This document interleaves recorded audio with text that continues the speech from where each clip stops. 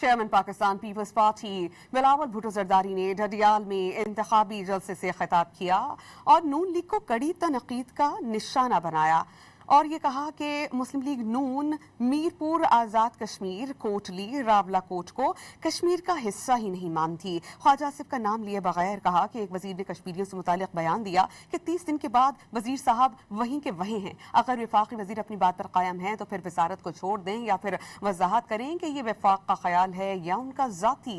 दोनों चीज़ें साथ साथ नहीं चल सकती।